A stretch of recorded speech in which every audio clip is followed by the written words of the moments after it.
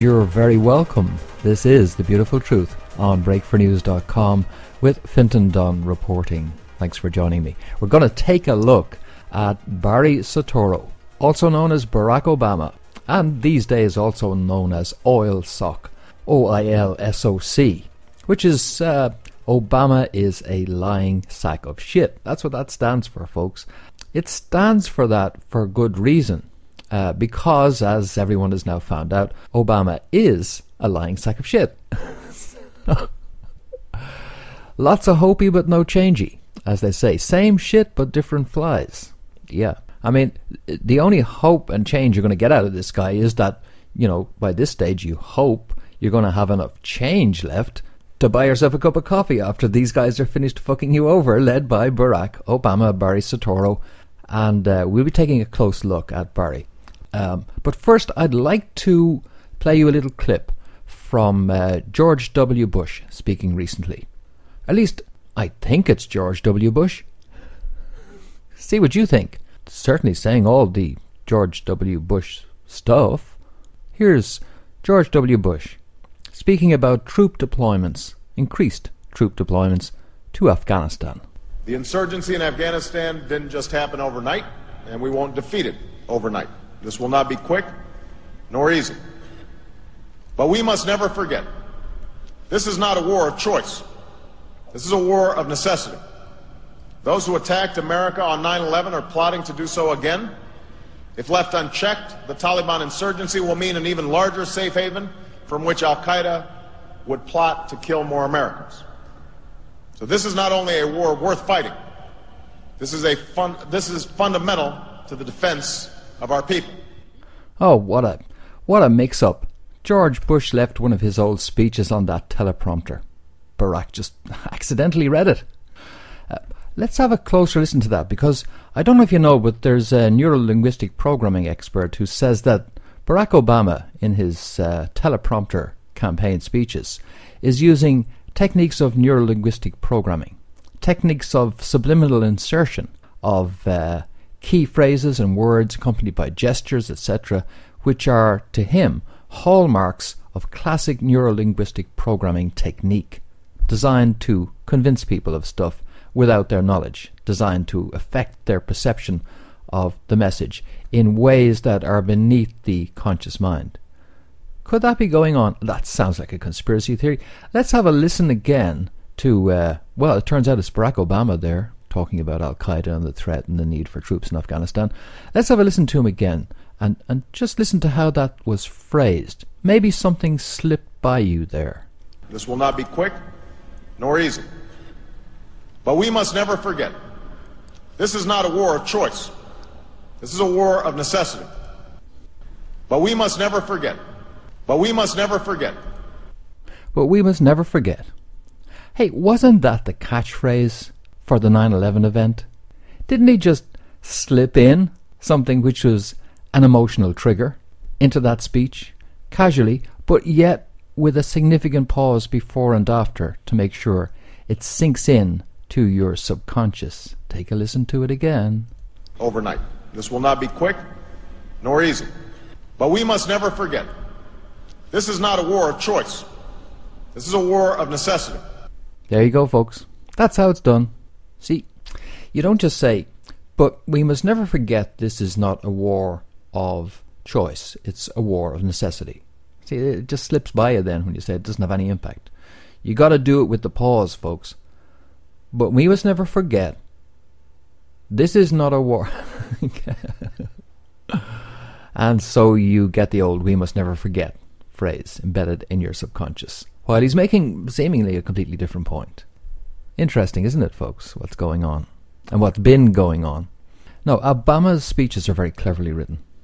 Anyhow, we'll press on here, because we're not here to poke into the authorship of Obama's speeches. We're here to talk about Obama's relationship with the CIA and also the CIA's relationship with the KGB. You'll notice there's an awful lot of hysteria going on in the right wing at the moment about Barack Obama. A lot of it is justified. I'm talking about the right-wing media now, with Fox News leading the charge. Phil Kerpen is here. He is the Director of Policy at Americans for Prosperity. Phil, how are you? Good to see you. Jeff Jones is an interesting character. Jeff Jones is the founder of the Weather Underground, right? That's correct. What else has he done? Well, Jeff has been involved not just in those terrorist activities with the Weather Underground. He was actually part of the Weather Bureau, modeled on the Politburo, which was the high leadership where he was with Bill Ayers.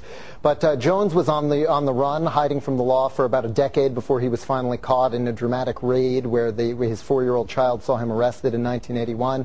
The Movement for a Democratic Society, what is that? That is a reconstituted version of the old Students for a Democratic Society, which was the parent organization of the Weather Underground. These were the 1960s radicals who wanted a revolution to overthrow the country. Communists. They are, Glenn. And actually, the most frightening part about this is that these guys are not, for the most part, the public face of everything they're trying to do. They've got the mainstream guys. Carl Pope, the president of the Sierra Club, is on the board of the Apollo Alliance. They've got Leo Gerard from the International Steelworkers Union on the board of the Apollo Alliance. John Podesta from the Center for American Progress. All of the mainstream elements of the Obama administration and the liberal or progressive movement are tied in with these people. Tied in. Great.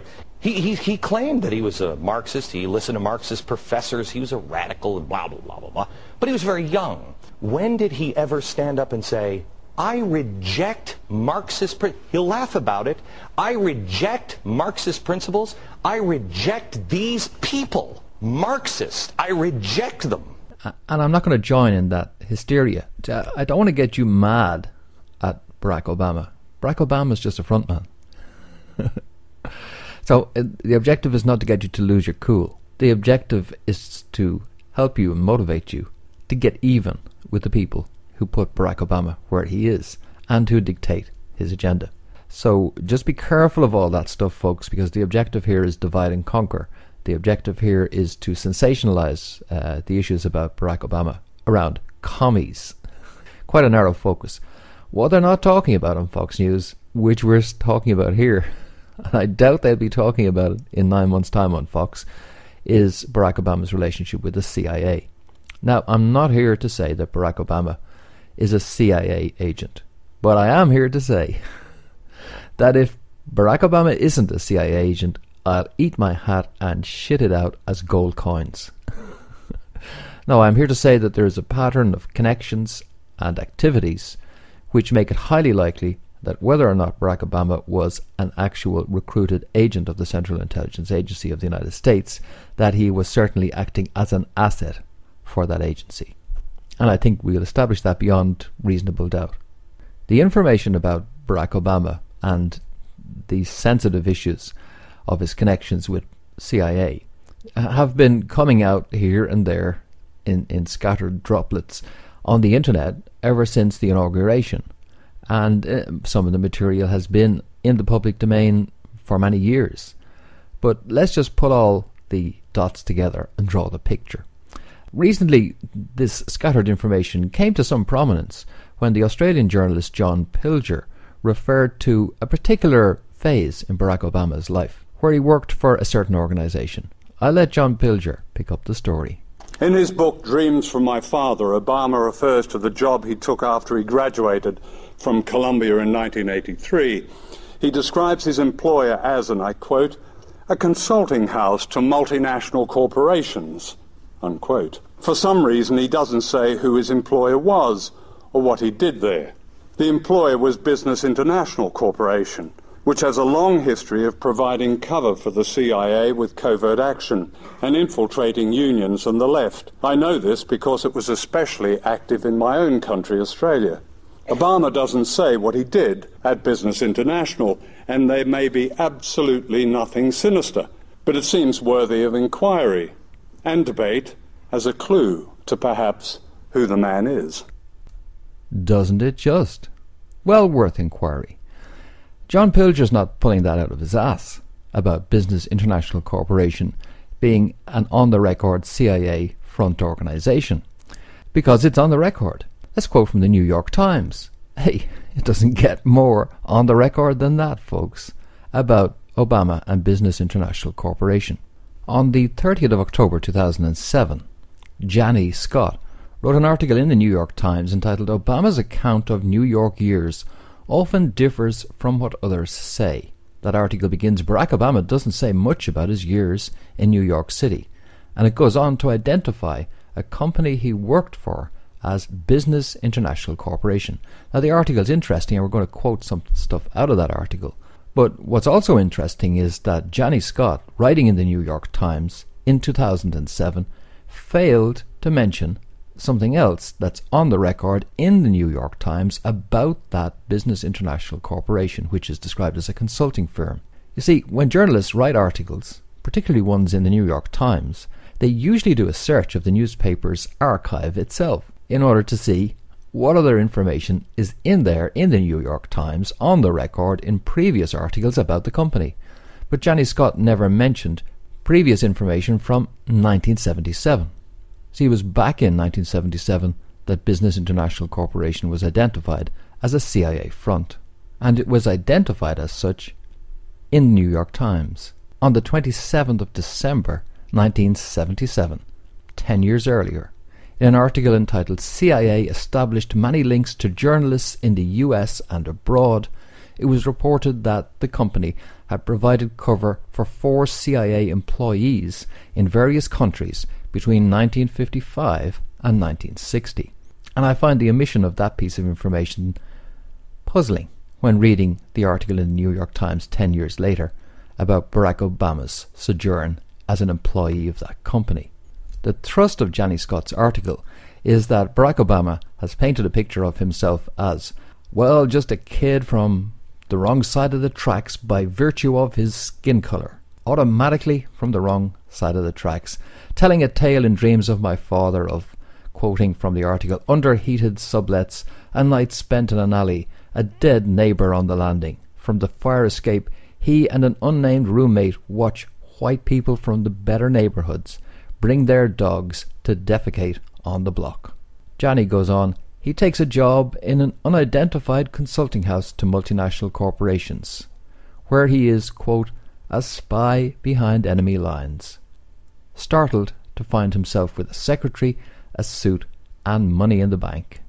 That was an unfortunate choice of phrase, Barack, in your book, describing yourself as a spy behind enemy lines while working for Business International Corporation. What you were trying to say was that you were just this kid from the wrong side of the tracks, an out-of-towner, and then suddenly you found yourself with a job, with a suit, with money in the bank and a secretary and working for a corporation. And yes, indeed, he was a spy behind enemy lines, says Barack Obama, speaking of his time with Business International Corporation. Dan Armstrong, who worked with Obama at Business International Corporation, says that that tale of the secretary in the suit is pure fabrication, that most people in fact dressed down at the company, and that only the vice president in charge of Obama's division within which he worked had a secretary. Obama was a researcher in a low-key and informal operation which was staffed mainly by young people. Now, Business International Corporation, interesting firm, it published a newsletter, it did research, and had about 250 employees worldwide. And they assisted companies with foreign operations, reported the New York Times. In other words, multinationals, assisted them to understand overseas markets. The firm was later taken over and purchased by the Economist Intelligence Unit, which is part of the Economist magazine, which is virtually a mouthpiece for the Council on Foreign Relations, by the way. But that was Business International Corporation. And as you heard John Pilger say there, he has experience of the company as an operation which was involved in the infiltration of the left in Australia. So infiltrating leftist organisations, union organisations, etc. in Australia.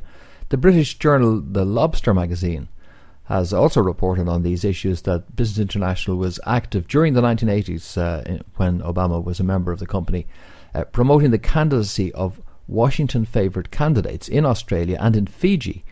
In 1987, indeed, the CIA overthrew the government of Fiji after about a month in office because it wanted the island to be a nuclear-free zone, meaning that American nuke ships could not call in to Fiji to make port calls. And there was a coup. After the Fiji coup, the candidate, which had been supported by Business International, reported The Lobster, who was much more amenable to the Washington agenda, was reinstated to power. At this point, it's worth taking a deep breath and realizing that, the The activities of the CIA, in large measure, are focused on supporting the operations of multinational US corporations abroad, making sure they don't have labour problems, making sure they have political structures that are amenable to their agendas, etc., etc. Not so much of the spying stuff, and a lot more in terms of the business intelligence stuff. And coincidentally, that's exactly the kind of business that Business International Corporation was in, helping multinationals to operate in foreign markets. So there's an interesting overlap between the aims and objectives and activities of the CIA and of Business International Corporation. You could, I think, reasonably portray Business International Corporation as an ideal starting place for an upwardly mobile young CIA officer. Not that I'm saying Obama was one, but it certainly would be the kind of place where you would start off your career, or alternatively, if you were an asset, where you would be deployed in order to, as Obama likes to say, make yourself useful. We're not finished with Business International Corporation yet. We'll come back to them, because there's a kicker, and it's a hell of a kicker, in that Business International Corporation story. But that was in 1984 that he began working for them. Not 83 when he graduated from Columbia. He would have graduated from Columbia in May-June of 1983, but his employment with Business International did not commence until early 1984. So there's a gap of about 6 months there, during which time we don't know what he was doing. However, let's turn to some other activities of Barack Obama as a young man, as a rising young star. He made himself useful in a funny way in 1981, and possibly again in either 82 or 83. But certainly around 1981, he travelled to Pakistan. That's quite interesting, because Pakistan at the time was, on the banned list. Pakistan was a haven of terrorism even at that time. Terrorism which had been orchestrated and instigated, by the way, by none other than Zbigniew Brzezinski, who's currently an advisor to Barack Obama. But back at the time of Obama's involvement in Colombia, Zbigniew Brzezinski taught at Columbia, and while at Columbia, Barack Obama was one of 8 students chosen by Zbigniew Brzezinski to study Sovietology. That was between 1981 and 1983. But even before being selected by Brzezinski, he had already visited Pakistan, where, even as he was visiting, the CIA was in the process of building the Al-Qaeda organization to target the Russians. It was to prove to be a very useful organization in the long term, and not just for targeting Russians. But it seems to me, from analysis of the timeline, that it's likely that in the summer of 1981, before he actually began in Colombia, or shortly thereafter, and when this relationship with Brzezinski in Colombia was ongoing, that Barack Obama visited Pakistan, most likely under an Indonesian passport of Barry Soetoro, because showing up with a US passport mightn't have been the smart thing to do. Don Frederick on colony14.net has taken a look at this Pakistan trip, or trips, issue, and he points out that due to the political situation in Pakistan, which was under martial law, Mujahideen fighters were moving back and forth between Afghanistan and Pakistan, and it wasn't a place to visit, and they didn't really like non-Muslims visiting the country unless they had good reason to do so. And Don points out, quote, "The simple truth is no young American would have reason to, or be able to, visit Pakistan in 1981 unless he was on official government business of which the State Department was aware. Assuming the young Barack Obama was not on governmental business, he had no business in Pakistan." Don Frederick writes that one of Obama's hosts when in Pakistan was Muhammadian Mian Sumro, who was 11 years older than Barack Obama, the son of a Pakistani politician, and himself a politician. Indeed, he became interim president of Pakistan when President Musharraf resigned recently in August 2008.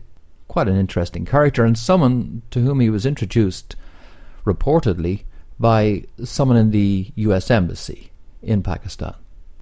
Don Frederick also reports that somewhere along the line, not while in Pakistan, Obama also became acquainted with Khalid al-Mansour, advisor to Prince Al-Walid bin Talal of Saudi Arabia. It was Al Mansour who would later contact Percy Sutton, who was an attorney for Malcolm X, asking Sutton to write a letter of recommendation to help get Obama into Harvard Law School, by the way. And it is nice, isn't it, to have some well-connected Saudis lobbying on your behalf and making sure that you get into Harvard Law School. I bring that up because it's slightly relevant because, of course, in addition to CIA operational support, Saudi money was also heavily involved in the creation of Al-Qaeda in Afghanistan. And, of course, I sort of bring it up as well because the majority of the alleged 9/11 hijackers were from not Afghanistan, not Pakistan, but, yes, Saudi Arabia. So, that's 1981 to 1984. Barack Obama popping over to Pakistan to hobnob with well-connected politicians, developing friendly relations with well-connected Saudi Arabians, and working with an organisation which is on the record as being a CIA front. Before we move on, let's just move back a little first. Move back and take a look at some of the background to this, especially that of Anne Durham, Obama's mother. Interesting character, Anne Durham. I'll refer again to Don Frederick's article on colony14.net. Adding to the mix, he wrote, is the fact that Anne Durham, Obama's mother, had visited at least 13 countries in her lifetime and had worked for companies that required travel to Pakistan. Her employers appear to have included the U.S. Agency for International Development, USAID, the Ford Foundation, Women's World Bank, and the Asian Development Bank. Note that USAID and the Ford Foundation have, allegedly, been used as covers for CIA agents. As a consultant for the Asian Development Bank, Durham frequently needed to work in Pakistan on an agricultural development program. She reportedly lived on and off at the Hilton International Hotel in Lahore. When Barack Obama visited Pakistan, he stayed at that same hotel. There are even suspicious individuals out there who think that Barack Obama's mother, Anne Durham, has a career path and a range of activities which also match the profile of an intelligence asset. One charged with, well, infiltrating the left is one way of putting it. Another way of putting it would be being the left, I suppose. Not just infiltrating it. The sort of thing that has them worried about that is stuff like the career path we just described, and also the fact that Anne Durham was supposedly a leftist, and yet she married Lolo Sotero, who was a link man between US oil companies and the Indonesian dictator Suharto, who had been installed by the CIA in what was a rather nasty coup. That's an interesting marital choice. In 1967, Anne Durham married Lolo Sotero. Sotero had worked for the Indonesian army as a geologist, and then he became, as I say, a link man, a consultant for the Indonesian government for their relationship with Mobil Oil. Indeed, there are people also, suspicious people, who wonder what the connection between Barack Hussein Obama Sr. and the US government was. Barack Hussein Obama Sr. studied at Harvard, like his son, and became a senior economist in the government of Kenya. Who knows? But with the right kind of family background, it wouldn't be surprising that someone would end up either being an agent or an asset of the CIA by dint not of accident or choice, but simply family background. We'll take a little pause for music. I think it's time for a change. And you're very welcome back. This is The Beautiful Truth on Break for News with Fintan Dunne. Okay, let's continue our examination of Barry Soetoro, Barack Obama. Before we go on with his career, let's remind ourselves of something that's already in the public domain in a big way, especially on the right of the political spectrum, and that is Barack Obama's work as a community organizer. I've already dealt with these issues back in September 2008. That's Students for a Democratic Society, Bill Ayers, the Weathermen. All that ground has been heavily explored by the right of the political spectrum and scorned and laughed at by the left. That examination of those activities takes them on face value. The picture that's presented to you is of a young guy who gets enamored with Marxist ideology and has really never put that love affair with Marxism in the past, and still hangs out with and has close associations and links with all of these radical Marxist groups, as if that's the entire story, that America should not be run by somebody who's a goddamn commie. My examination of these issues goes a lot deeper than that. It's not merely a question of throwing communist as an allegation at Barack Obama, but it's an examination of Barack Obama's career path and how it fits into the classic profile of an agent whose job it is to be involved in such politics on behalf of the state. So bearing in mind his links, as I say, with those Students for a Democratic Society, New Party, etc., let's take a look at where he went following his graduation from Columbia in 1983, working first for Business International Corporation, a CIA front. He then moved on to work for a non-profit group, quoting again from the New York Times article in October 2007. After about a year, he was hired by New York Public Interest Research Group, a non-profit organization that promotes consumer, environmental and government reform. He became a full-time organizer at City College in Harlem, paid slightly less than $10,000 a year to mobilize student volunteers. Mr. Obama says he spent 3 months trying to convince minority students at City College about the importance of recycling, a description that surprised some former colleagues. They said that more bread and butter issues like mass transit, higher education, tuition, financial aid were more likely the emphasis at City College. So Obama's job required winning over students on the political left who would normally disdain a group which, and Public Interest Research Group, was an offshoot of Ralph Nader's. So an organization which was inspired by Ralph Nader was really a sort of a wet liberal kind of an organization, not a hardcore leftist group and interested in recycling and not redistribution of income and decent tuition support and financial aid for students and all the real hot button issues. Nevertheless, Barack Obama bravely worked away trying to persuade left students to join the organization, as well as students on the right who were not active at all. It was indeed a perfect training ground for someone who was to become a full-time community organizer, using the Alinsky method of community organization, by the way, and I've covered that in the previous audio about this topic. That's the one in September 2008, the Red Coup Gambit. You can search for that on breakfornews.com. This is the kind of background that I think sheds light on Barack Obama.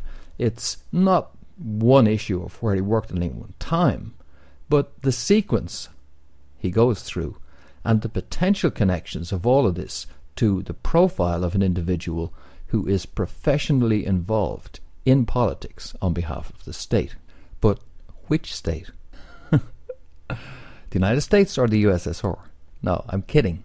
You see, what I'm getting at here is that, it is our opinion, that in fact the KGB, Russia, Vladimir Putin, is working hand in hand with the international New World Order, so that in fact there is a unity of purpose between the activities of the KGB and the activities of the CIA, DIA and NSA, that it's all one big happy family. I don't know if you remember that story came out during the Bush era, that Yevgeny Primakov and Alexander Karpov had been hired as consultants to the Office of Information Awareness.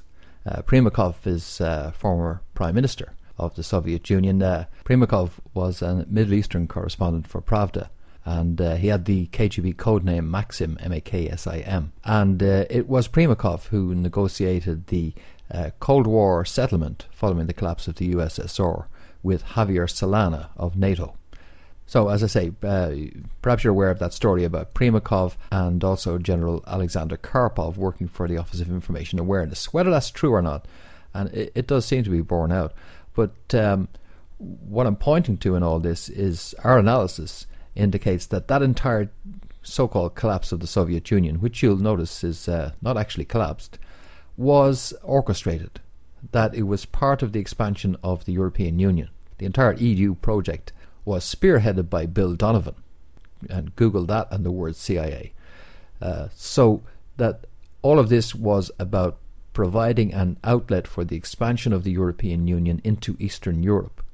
And so the collapse of the Berlin Wall, etc., the fall of communism, wasn't actually a fall of communism at all. All that was an intelligence operation.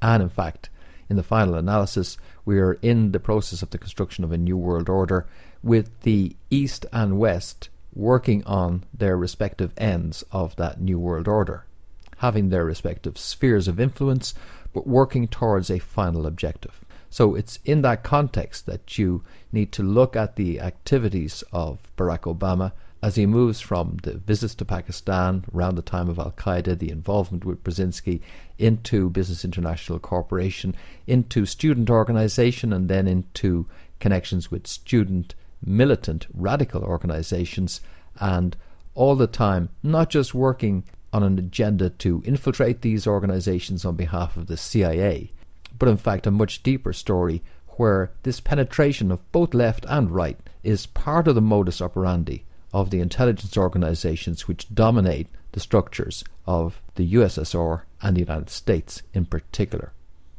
That's a much deeper story than a surface story about some guy having either Marxist associations, which he should no longer have, being a goddamn commie, or any of the rest of it. That turns it, all of it, into a story of a New World Order plan to destabilize the United States, to destabilize it at a cultural level, at an economic level, which you're witnessing, at a political level, and that Barack Obama has been a state asset in that plan ever since he was old enough to wear long trousers. See, there's no question that when you examine Students for a Democratic Society and all of the other radical organizations, you do find links back to International Communist Party KGB sponsored organizational structures. There's no arguing with that. And there's no arguing with the fact that Barack Obama plugged into those organizations, was deeply involved in those organizations in his early political career. What I'm saying is that at the same time as he has that profile with these organizations which are connected back to KGB, that he also has this CIA type profile which emerges out of his connections through Business International Corporation and his connection with Zbigniew Brzezinski and all of that good stuff, and the background of his mother, etc., etc. So that you have two intelligence organizations here which are active in the United States, and they each have their reporting structures. And in terms of the loyalties of individuals may believe that they're loyal to a socialist ideal or to an ideal which is aimed at protecting Americanism, in other words, the right agenda, but that all of this political activity is deeply penetrated by both intelligence agencies. And now I'd like to play you an edited extract from that audio back about 5 or 6 weeks before Barack Obama won the election in 2008. And in it you'll hear from Yuri Bezmenov. You can listen to the whole audio, it's a long one. Maybe you think it's worth it. Check it out if you have the interest. It's called The Red Coup Gambit, and you'll find it in the forum on breakfornews.com, or just Google that and the word Break for News to find that full audio. But here's extract highlights. This is a KGB defector, Yuri Bezmenov, and he's talking about the modus operandi of the KGB. So I'd like you to listen to that, and as you do so, have in mind that this modus operandi is not just a KGB or modus operandi, but the destabilization, demoralization, crisis, destruction agenda is being unleashed on the United States by two intelligence agencies which are active in the United States, and that the MO they're following is the MO which you'll hear outlined by Yuri Bezmenov. And you'll also hear a little about Obama's background and connections to these Marxist organizations. And I'd like you to look at all of that in the context of Barack Obama fitting in to a game plan which, though it is driven by two separate and supposedly opposed intelligence operations, is, in the final analysis, coordinated in a chess game which is being played by the New World Order. Take a listen to this and I'll be back. Take a look at what somebody was saying back in 1984, and that somebody is Mr. Yuri Bezmenov. He's a KGB agent who defected to the West. And I'm just going to play a brief clip in the introduction from an interview conducted with Yuri Bezmenov, in which he spoke about tactics which are deployed by the KGB, tactics including aktimli merpiatcha, active measures, actimli merpiacha. Active measures being, I suppose we'd know them better in these days as psychological warfare.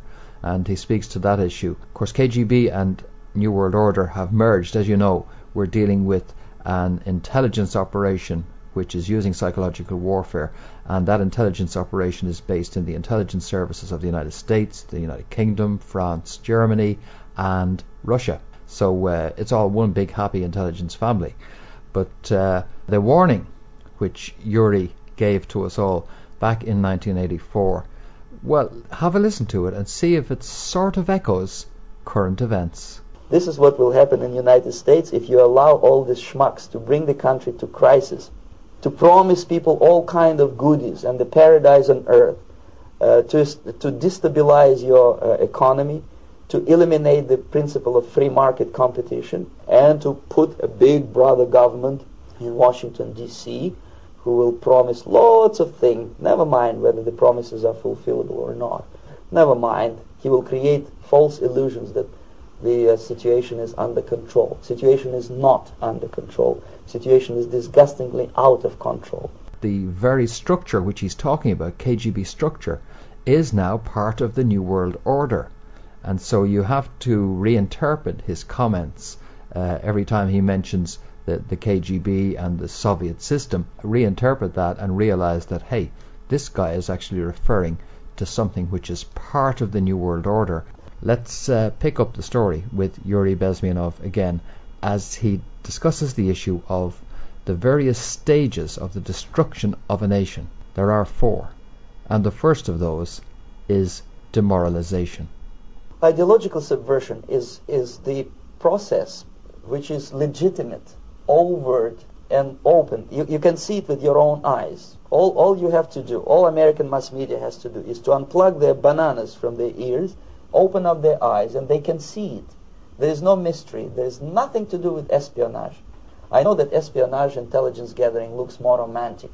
It sells more deodorants through the advertising, probably. That's why your Hollywood producers are so crazy about James Bond type of thrillers. But in reality, the main emphasis of the KGB is not in the area of intelligence at all. According to my opinion and opinion of many defectors of my caliber, only about 15% of time, money, and manpower is spent on espionage as such. The other 85% is a slow process which we call either ideological subversion or active measures, активные мероприятия in the language of the KGB, or psychological warfare. What it basically means is to change the perception of reality of every American to such an extent that despite of the abundance of information, no one is able to come to sensible conclusions in the interests of defending themselves, their families, their community, and their country. It's a great brainwashing process which goes very slow, and it's divided in 4 basic stages. First one being demoralization. It's Marxism-Leninism ideology is being pumped into the soft heads of at least 3 generations of American students without being challenged or counterbalanced by the basic values of Americanism, American patriotism. The result you can see. Most of the people who graduated in the 60s are now occupying the positions of power in the government, civil service, business, mass media, educational system. You are stuck with them. You cannot get rid of them. They are contaminated. They are programmed to think and react to certain stimuli in a certain pattern. The process of demoralization is complete and irreversible. Some of this stuff must sound, almost anachronistic. I mean, this talk of Marxist-Leninism and KGB, God, that's from some other era, isn't it? After all, the Berlin Wall fell and, communism was defeated, wasn't it? Except, of course, that one of the principal trading partners of the United States and the place where the Olympics has just been held is China, which is, well, a totalitarian communist country. Well, it's sort of communist and yet capitalist. And maybe, in fact, what we're seeing is that just as much as capitalists have gone into business with the communist Chinese, perhaps communism is about to go into business with the American capitalist system. Could that be what's happening?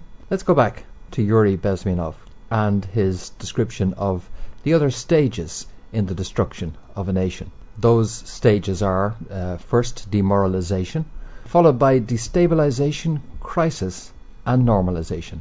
As he goes through this, you might just see if you can pick out any correlations with current events in the United States. So, after demoralization comes... The next stage is destabilization. This time, subverter does not care about your ideas and the patterns of your consumption. Whether you eat junk food and get fat and flabby, it doesn't matter anymore. This time, and it takes only from 2 to 5 years to destabilize a nation. What matters is essentials: economy, foreign relations, defense systems. The influence of Marxist-Leninist ideas in the United States is absolutely fantastic. I could never believe it 14 years ago when I landed in this part of the world that the process will go that fast. The next stage, of course, is crisis. It may take only up to 6 weeks to bring a country to the verge of crisis. You can see it in Central America now. And after crisis, with a violent change of power, structure, and economy, you have so-called the period of normalization. It may last indefinitely. Normalization is a cynical expression borrowed from Soviet propaganda. When the Soviet tanks moved into Czechoslovakia in '68, Comrade Brezhnev said, "Now the situation in brotherly Czechoslovakia is normalized." This is what will happen in the United States if you allow all these schmucks to bring the country to crisis, to promise people all kind of goodies and the paradise on earth, to destabilize your economy, to eliminate the principle of free market competition, and to put a big brother government in Washington, D.C., who will promise lots of things, never mind whether the promises are fulfillable or not. Never mind, he will create false illusions that the situation is under control. Situation is not under control. Situation is disgustingly out of control. Most of the American politicians, media, and educational system trains another generation of people who think they are living at a peacetime. False. The United States is in the state of war, undeclared total war against the basic principles and the foundations of this system. The time bomb is ticking with every second. This is it. This is the last country of freedom and possibility. Let's track right back to a period in Obama's life which he described in Dreams of My Father. This is 1971 to 79 when he was in Hawaii. And in that book, he describes a very close relationship, almost like the relationship between a son and a father, that he had with someone called Frank, a poet. And he repeatedly refers to Frank without actually detailing who Frank is. There's been some research done on that, and we now know exactly who Frank was and what kind of a background Frank had, and possibly the kind of influence he might have had over a young Barack Obama. Here's an extract from an interview with Cliff Kincaid of USASurvival.org and Herb Romerstein. I'll make no further comment because I think they address all the issues clearly enough. Here you go. Let me turn it over to Herb because he can fill you in on the details about who Frank Marshall Davis was, how he was a hardcore member of the party, and the kind of network that he was part of in Hawaii. Well, Davis was a very interesting character. He had been a Communist Party member in Chicago and then was sent by the party to Hawaii, actually by Harry Bridges, the head of the Longshoremen's Union, who was a secret Communist Party member. And he arrived there in, I guess, about 1950 and became a writer for the Communist Party newspaper in Hawaii, a newspaper that was funded by Harry Bridges' union. Well, we had the report of the Communist International in Moscow through the American Communist Party ordering them to go into Hawaii because there was a major military base there, of course, Pearl Harbor. And this was before Pearl Harbor. They began bringing communists into Hawaii to undermine the American system there. And Frank Marshall Davis was one of those communist colonizers. Now we can't really blame Barack Obama for Frank Marshall Davis. it was Barack Obama's grandfather that brought him to Davis to be his mentor, to be a black father figure for him. You know, it would be one thing if Obama had come into contact with Davis and had written about him openly and honestly in his 1995 book, Dreams from My Father. If he had said, yeah, my grandfather introduced me to this crazy communist, this anti-American figure, Frank Marshall Davis, and I listened to him, but, you know, politely, out of courtesy, but boy, was he crazy. I rejected what he said. But that's not how Obama handled it. Instead, he repeats this advice that he's given by Davis and covers up Davis's real identity by just referring to him as this mysterious Frank. And as I said earlier, Vic, it's only when this blogger in New Zealand found the Gerald Horde speech referring to Frank Marshall Davis that we started putting the pieces of this puzzle together. And what makes it even more significant is, of course, and this is why we have two reports, one on Hawaii, one on Chicago, is that Obama doesn't give up or reject these kinds of people along his career path in his life. Instead, what happens? He leaves Hawaii, goes to college, where he admits in his book he picks Marxist professors among his friends. He goes to socialist conferences. Then he comes to Chicago, where he goes to this church featuring the anti-American preacher Jeremiah Wright, and launches his political career in the arms of communist terrorists Bill Ayers and Bernardine Dorn, formerly of the Weather Underground terrorist group, and we find out some other people there had communist and socialist connections as well. So here we've got Barack Obama right in the middle of two significant communist networks, one in Hawaii, one in Chicago, and that's what our reports are all about. And we simply provide the information and let the people make up their minds. Is this all an accident? Is it just a coincidence?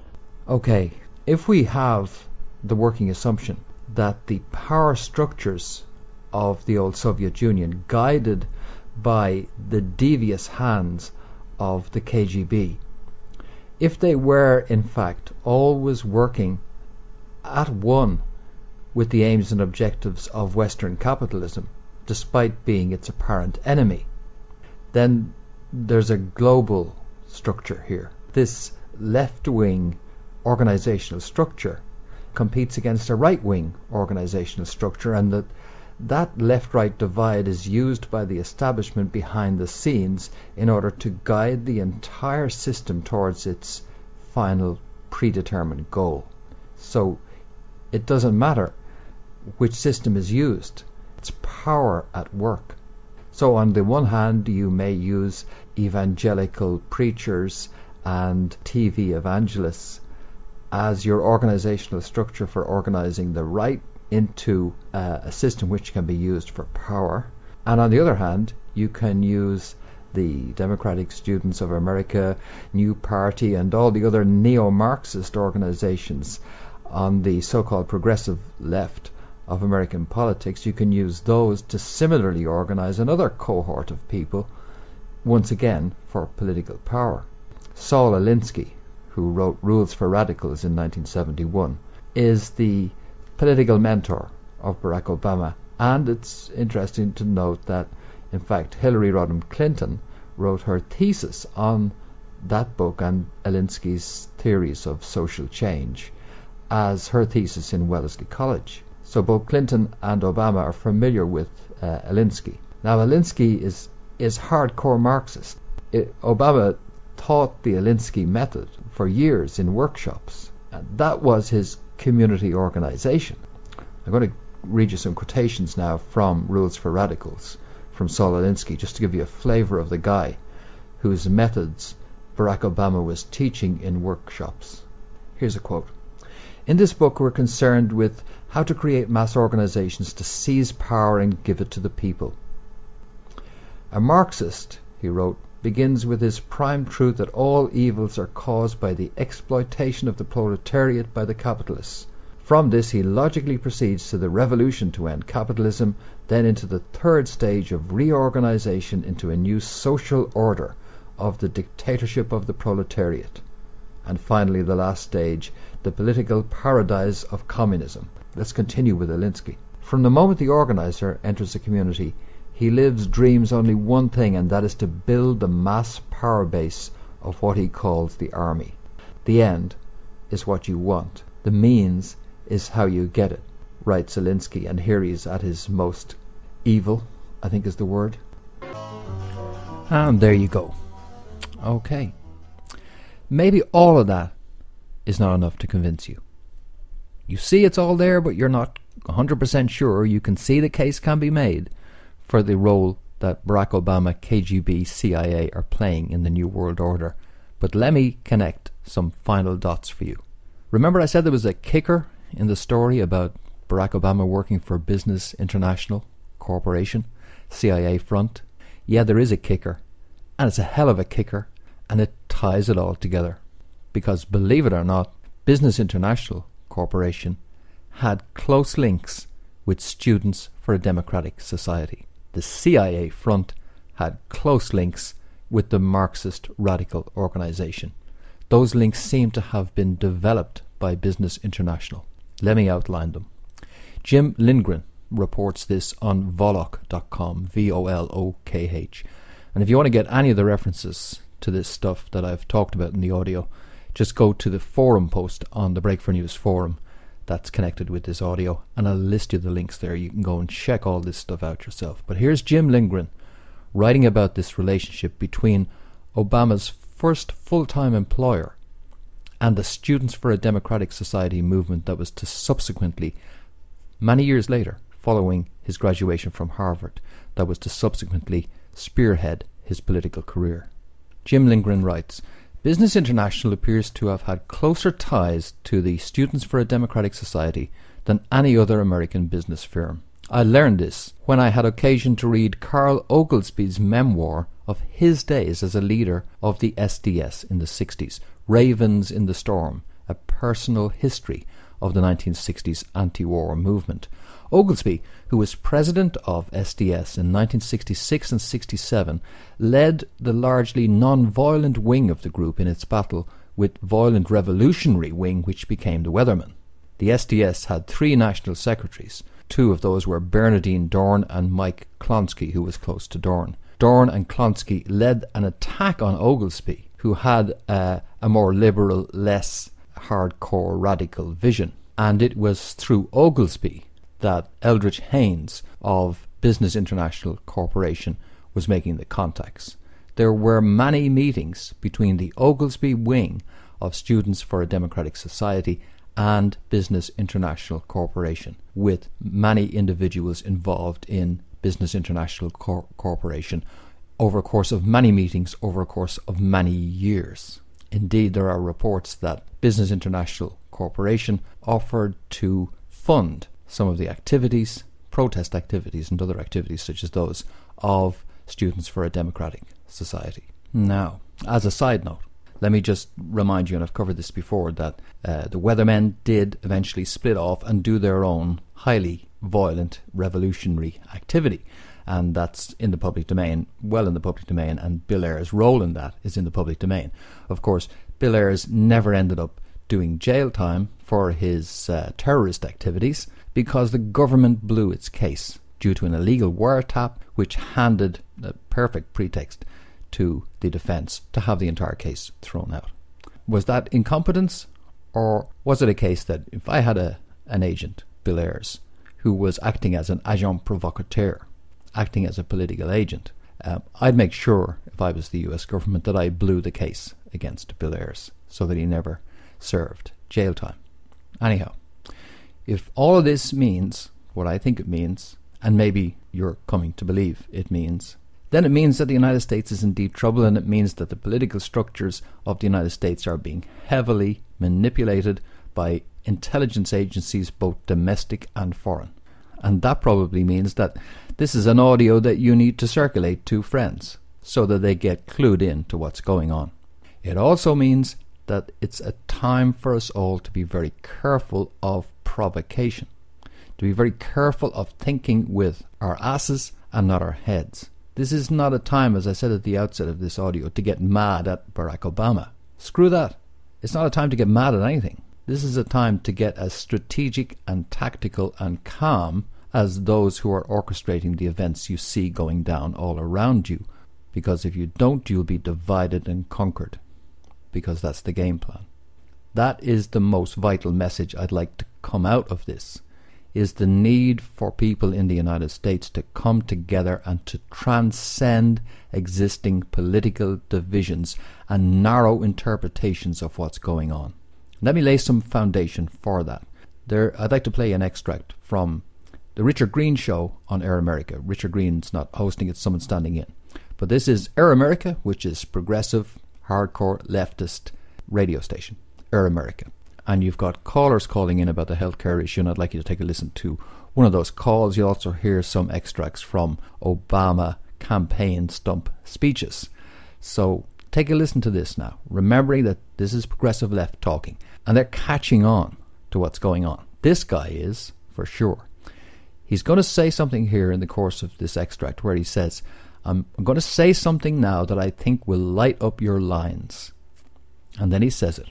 And it's the most important comment that's been made on talk radio that I've ever heard in all of the talk radio I've ever listened to.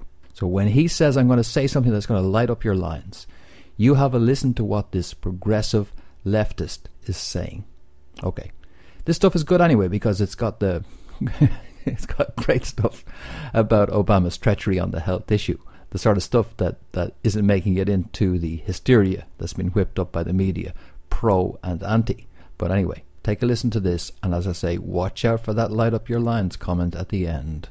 Here goes. It required an investigative reporter from the LA Times to discover that there were secret meetings, secret negotiations by Barack Obama's people with the big drug companies, and they had a deal that there'd be an $80 billion chop in the charges by the drug companies, and it was a deal in secret. Billy Townsend, the guy that Barack Obama, during the campaign, said, this guy's a creep, we won't deal with him, that was the guy that they shook hands with. And when I say shook hands, that ain't metaphorical. It was a backroom deal. Then we'll tell the pharmaceutical companies, thanks, but no thanks for overpriced drugs. Drugs that cost twice as much here as they do in Europe and Canada and Mexico. First of all, it makes me puke that we've just been chained by a guy named Barack Obama, who said he would never do this. It would be on C-SPAN, and it wasn't on C-SPAN. And rather than fess up and say, I did the wrong thing, I had secret negotiations, even with the guy he said he would never talk to, Billy Townsend, We're going to do all these negotiations on C-SPAN. So the American people will be able to watch these negotiations. He's such a charming liar, though. In the next 10 years, according to the Obama administration's own figures, we will spend $3.6 trillion on prescription drugs. $80 billion off $3.6 trillion is 2.2%. 2%, Mr. Obama. I'm wondering, I'm going to say something that I should light up your lines. Okay. What if the people out there screaming and breaking up the discussion at the town meeting are correct? What if we have a situation in which you have secret meetings being held by the president, the absolute fascist nightmare, because fascism is defined as government combining with corporate powers to impose their profit-making regime on you? Well, how about that? How about that for a comment from a progressive leftist saying, what if they're right? And who's he talking about? He's talking about the brown-shirted fascists who are disrupting those town meetings. He's talking about the people he's been conditioned to hate. That's who he's talking about. He's right over on the far left of the political spectrum. And he's saying, hey, what if those people who are painted to me as being on the far right of the political spectrum are right? There is, folks, a historic opportunity and a vital opportunity to be taken for people in the United States to start to transcend the artificial whipped up hysteria of the current moment. And you better watch that hysteria very carefully. As I say, watch anybody who's trying to get you mad, right? Whether it's Alex Jones or whether it's Sean Hannity or whoever it is who's trying to get you mad. and start thinking. There is a historic opportunity for certain groups of Americans to come together, and I'm going to point out who they are across the political spectrum. Let's start on the very far right of the political spectrum in the Patriot movement. Now, they're already on board. The Patriot movement have known what's going down with the New World Order ever since the days of Waco and Oklahoma, have been well aware of the plans of the New World Order. So they are already switched on. They know Washington, D.C. is the enemy. They know that international globalism, run by the vested interests of globalization, are their enemy. So they're switched on already. Moving then to the next grouping, the Sarah Palinites. Let me just, lump them all in there. And this is people within the Republican Party who have yet to catch on that they're being suckered into a down market move, that they've been suckered into Sarah Palinism, which is trite and trivial. And as long as they are hating the liberals, you can forget about them. So paint them out of your grand coalition of Americans to resist what's going on. Move then towards the centre, especially the Republicans who value the original ideals before George Bush destroyed the small government impetus of the Republican Party. Those people, they're clued in. They know Washington is the enemy.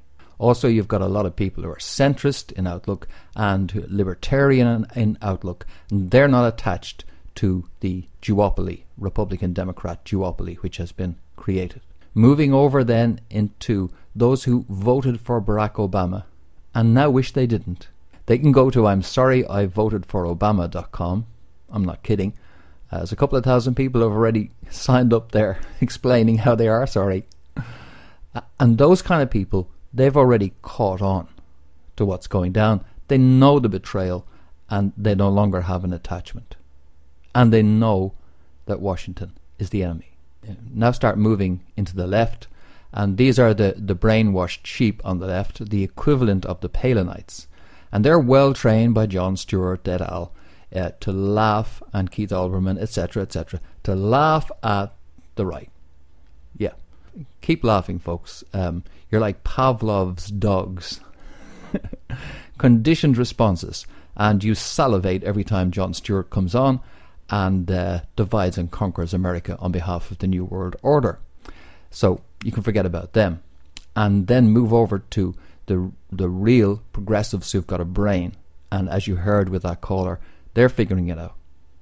So put all of that together against the backdrop of the bailout, which switched so many Americans on to how they're being screwed over. And you have, I've outlined there, 6 different shades of political opinion. And of the 6, 4 of them are wide open to taking a new look at what's going down in the United States. And they need to. They need to remember that phrase, the enemy of my enemy is my friend. And they need to start figuring out who their friends are pretty quick. They need to stop playing the politics of divide and conquer, which will divide and conquer the people of the United States. And they need to start building coalitions against the common enemy. Remember that one of the prime purposes of the current divisive health debate, hard on the heels of public outrage over the bailout, is to ensure that the people of the United States do not come together in outrage at what's been done to the nation and defeat those who are doing it. Remember, this is a project of destabilization, and emotion is the enemy.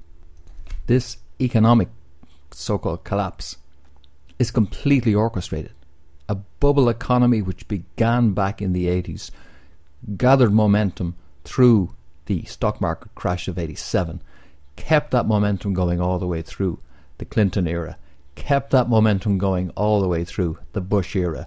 A vast bubble designed to create a wave of dollars which would fund and be the oil for the engine of globalization, taking things so far, and then the plug is pulled. The inevitable crash, part of the calculation, which sucked people in the United States in, like marks in a con game during the bubble times, has now manifested itself, and as Yuri Bezmenov says, it is complete and total war. And so, if you're on the left or if you're on the right, you need to go to people who are in the opposing camp, especially those who can think straight. And you need to say, dude, you and I probably disagree on quite a few things. But one thing we agree on is we're being fucked over and this country's being destroyed. So let's forget what we disagree about and unite on what we agree about, and let's stop it. Afterwards, we can sit down and have a civil debate about our political differences. But right now, job one is to unite and stop this. It's going to require discipline, and it's also going to require nerves of steel, because destabilization is the game, whipping up emotion is part of that, and all sorts of things may be thrown at you in order to whip those emotions up. Remember, the final objective is to sucker the left into the establishment of a totalitarian China-style communal capitalism, which is a leftist structure. That's the final agenda. So all sorts of stuff will be thrown at you to get to that destination. And if I was Barack Obama, I'd wear a bulletproof vest. Okay, that's it for this edition.